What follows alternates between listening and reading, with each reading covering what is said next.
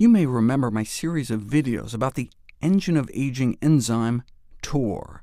Well, kids with autism tend to have higher TOR activity in their bodies, and this hyperactive TOR signaling may actually play a role in causing autism, making TOR a potential target to treat autism, or even theoretically reverse it if we could target downstream TOR signaling, like between TOR and S6K1.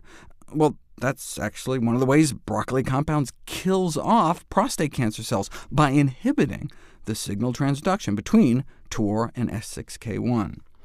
Breast cancer, too. Sulforaphane is a potent inhibitor of breast cancer cells because it targets downstream elements of the TOR pathway. So if we gave broccoli to those with autism, if it blocks TOR, maybe it would block some of the synaptic dysfunction that contributes to the features of autism, and that's in addition to blocking autism pathways 4 other ways: oxidative stress and lower antioxidant capacity, the mitochondrial dysfunction, the brain inflammation. And not just in a petri dish, sulforaphane can cross the blood-brain barrier. You eat broccoli, and sulforaphane quickly reaches your brain to exert its protective effects. In theory, but you don't know until you put it to the test. But now you can understand why such a study could attract researchers from leading institutions, Harvard, Hopkins, get published in one of our most prestigious journals, PNAS, the Proceedings of the National Academy of Sciences. But what did they find? Well, first, what did they do? A placebo-controlled, double-blind, randomized trial, young men, ages 13 through 27, with moderate to severe autism received sulforaphane from broccoli sprouts, or an indistinguishable sugar pill. They were dosed according to body weight. Those under 100 pounds got about a tablespoon of broccoli sprouts worth of sulforaphane a day, which is about a cup's worth of broccoli. Between 100 and 200 pounds, got about 2 cups of broccoli's worth, or 2 tablespoons of fresh broccoli sprouts, and the big boys got 3 cups worth a day, or a little under a quarter cup of broccoli sprouts.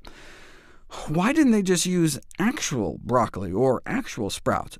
Because then you couldn't have a blinded study. The patients, doctors, and parents would know who's getting the special treatment and who's not, and that could introduce bias just through the placebo effect. So instead, no one knew until the end who got the sulforaphane and who just got nothing in a pill. They chose dietary sulforaphane because of its capacity to reverse oxidation, dysfunction, inflammation. Yeah, but when put to the test, did it actually work?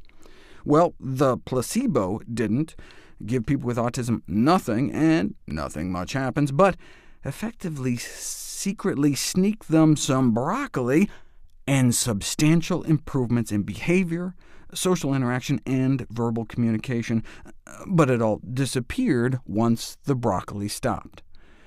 Let me show you what it looks like. This is the ABC score, the Aberrant Behavior Checklist, which includes things like repetitive behaviors. In the placebo group, no big change, which is what you'd expect, but the abnormal behaviors plunged in the sulforaphane group. The group that got the sulforaphane found in about 5 cents worth of broccoli sprouts a day. But the study ended on week 18, and a month later, things were heading back to where they started. Similar findings for a social responsiveness scale, significant improvements until the treatment was stopped, and then caught right back up to how poorly those in the placebo group continued to function. And these weren't just scores on a page. The substantial improvements were conspicuous. The doctors could see it. Their parents and caregivers could see the improvements. No drug has ever been shown to have these kinds of effects. And look, these were young men, starting age 13. One could imagine it working as well or even better for younger children because their brain is still developing. And look, what's the downside? Broccoli sprouts are widely consumed all over the world without any reports of adverse effects.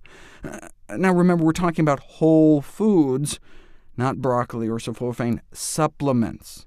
Remember I did videos about them? Broccoli sprouts work. Commercial broccoli sprout supplements, hardly at all. Broccoli has sulforaphane, florets more than the stems. Broccoli sprouts has like 10 times more, but broccoli pills, powders, and supplements have little or none. So, broccoli and cruciferous vegetables for all kids, autism or not, and hey, maybe pregnant women as well for potential prenatal prevention of autism in the first place.